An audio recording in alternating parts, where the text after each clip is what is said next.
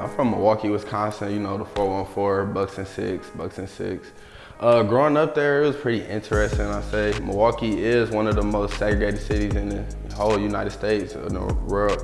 You got a lot of lower income families in the inner city and white families in the suburban areas. So growing up, I was in the inner city, and in the inner city, you see a lot of drug, gang banging, a lot of violence that goes on. And I guess just trying not to become a product of the environment you in. It was kind of hard to, sometimes I found myself staring down the path that I knew I shouldn't have been doing. But I guess that was the challenging thing, just not becoming a product of the environment you in.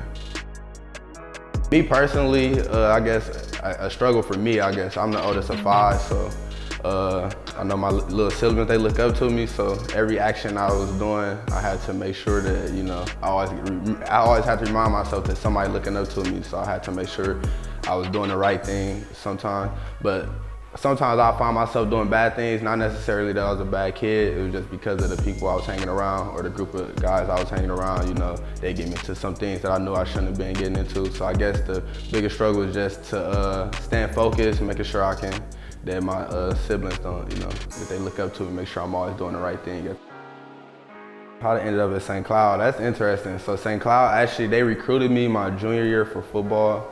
And I kind of didn't know nothing about the school, had never any idea. So fast forwarded, my senior year, I got into some trouble with school, got kicked out of school. St. Cloud, they always told me, like, if anything ever happened, give us a call. So I kind of gave them a call. The coach was like, yeah, you know, we got a spot here for you. Prior to coming to St. Cloud, I never visited. So, I mean, just looking online, I mean, they portrayed it to be real diverse and stuff, so I mean, that's what I was looking forward to when I came here. When I got here, I noticed that it wasn't as diverse as they portrayed it to be. A lot of times when you're in the classroom, you're still a minority. I was still a minority in a lot of classes. I just felt like they could do more to try to balance out the ratio.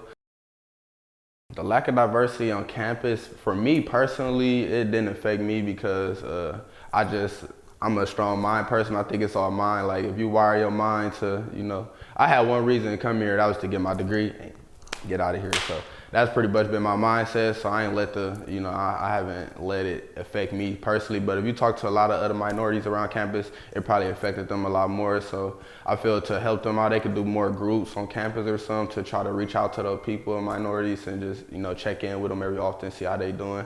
But yeah, like I said, me personally, it's all mind over matter. So, I mean, it hasn't affected me at all.